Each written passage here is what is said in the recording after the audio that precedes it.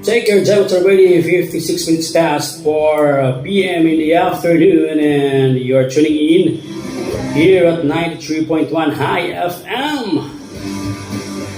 And by the way, kumusta man mo mga kaigsunan diha, no? Medyo dili kayo tantong wapong atong panahon karon.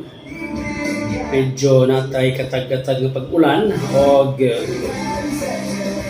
yung pa nila rain shower ba? Yung pa nila makadelay sa mga lakaw, no? At unta atong mga driver diyang nag-monitor na hindi lang sa pagpadagan kay basa ang dalan. May pang dalan basa, no? Ay nako.